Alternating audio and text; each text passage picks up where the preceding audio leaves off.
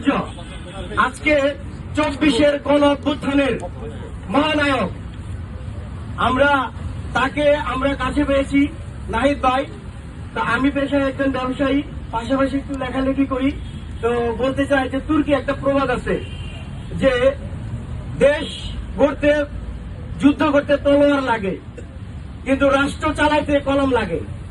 তো আমরা আশা করব যে আমাদের যে কালচারাল ফ্যাসিস্ট আছে, যে আমাদের এই 24-এর গণ অভ্যুত্থানকে, এই অনিয়মকে, যারা অন্যায় করেছে, দুর্নীতি করেছে, এখন আগামীর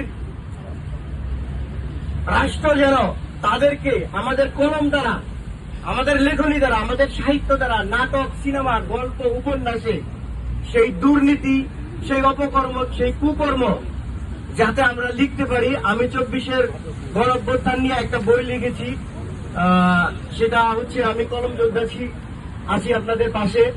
তো আমার একটা বই হাসি ফেজম, এটার মানে হচ্ছে হাসিনার ফ্যাসিজম, এটাকে সংক্ষিপ্ত বলেছি হাসি ফেজম। এখান থেকে এক কবিতার বিশেষ একটু অংশ আমি পাঠ করব। পুরোটা পাঠ করবো না, কবিতার শিরোনাম হচ্ছে হাসি ফেজম।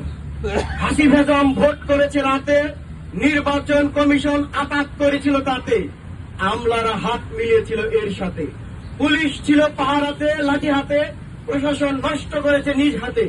হাসি ফেজমের দিনব্যাপী নকশা করা ব্যালট বাক্স, মিথ্যা গণতন্ত্রের নাটক মঞ্চস্থ, গণভবনের ভেতর হাসির শব্দ, বাইরে মানুষ বোগাকান্নায় স্তব্ধ।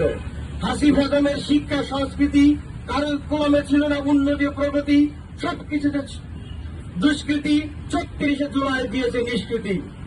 হাসি ফেজমের নীতি মুদ্রাস্ফীতি, হাসি ফেজমের নীতি ব্যাংক ডাকাতি, হাসি ফেজমের রীতি টাকা বাঁচার নীতি, শিক্ষা সংস্কৃতি সবকিছুতেই হরে লুট, শুধু ক্ষমতার নেশায় মত্ত দুষ্টের ফুট। ধন্যবাদ, আমি আমার বক্তব্য সংক্ষিপ্ত করলাম। আমি নাহিদ ভাইকে এই বইটাও পড়াবো। সংগঠনের প্রচার সম্পাদক এবং তাকে আমরা কবি বলে তাকে জনাব ইব্রাহিম ভুইয়া নাহিদ ভাইকে বইটি উপহার দিচ্ছে। এখন সংক্ষিপ্ত